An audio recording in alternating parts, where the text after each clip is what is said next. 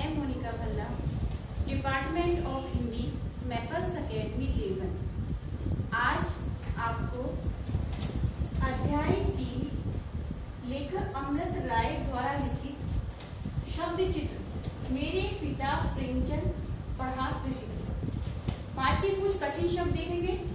Bellows, खरा, किसी का लिहाज न करने वाला, पारदर्शक, जिसके आर पार देखा जा सके, तिरमिज, कैनवस, रमा हुआ, पूरी तरह से मिला हुआ अर्थात डूबा हुआ, पंप, एक प्रकार का जूता, नजात, छुटकारा, दगा फरेब, धोखाधड़ी, कानी उंगली, सबसे छोटी उंगली।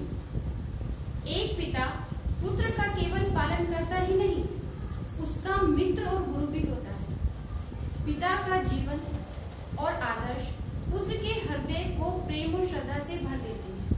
प्रस्तुत पाठ में लेखक ने कलम के सिपाही अपने पिता श्री प्रेमचंद का एक सहज शब्द चित्र प्रस्तुत करते हुए उनसे अपने संबंधों का जिक्र किया है। प्रेमचंद बहुत सीधे साधे, बेलोस, मोहब्बती आदमी थे। जो भी लोग उनके संपर्क में आते उनको प्रेमचंद का सीधा साधा रूप देखने को मिलता था। प्रेमचंद का रूप झील के नीले पानी की तरह साफ, पारदर्शक था। हर तरफ से प्रेमचंद एक साधारण निम्न मध्यम वर्ग के आदमी थे। प्रेमचंद घुटनों से नीचे धोती, गाढ़े रंग का कुर्ता, साथ में जूते पहनते थे। उनका पहनावा देहाती था।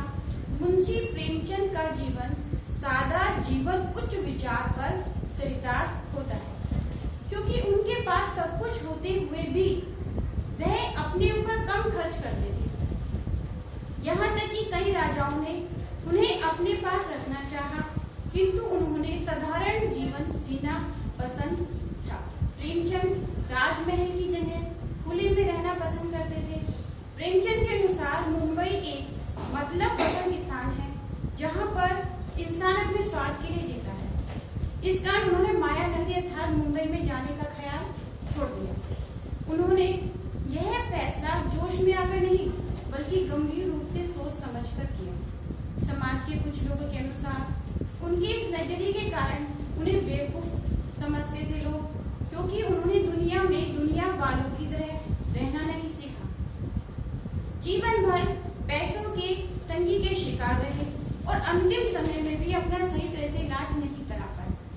उनके सबसे छोटे बेटे अमृत राय का कहना था कि वे उनके साथ दोस्ताना व्यवहार करते थे। हम उनको अपना सबसे बड़ा दोस्त समझते थे।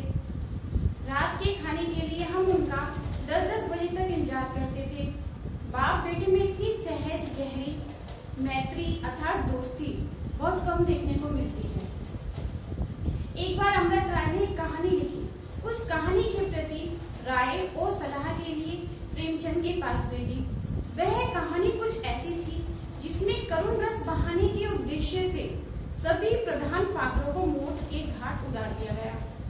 प्रेमचंद ने दोस्ताना अंदाज में अपने पुत्र को लिखा, कहानी तो अच्छी है, बस एक बात यह है कि इतनी मौतें अच्छी नहीं होती, क्योंकि ऐसी कहानी कमजोर मानी जाती है जिसमें ज्यादा मौतें हो जाती हैं। इस बात का उल्लेख लेखक अमृत राय ने इस कारण करता है कि प्रेमचंद ऐसे व्यक्तित्व के धनी थे जो छोटे छोटे लेखक से भी बराबरी की सतह पर उतरकर बात करते थे।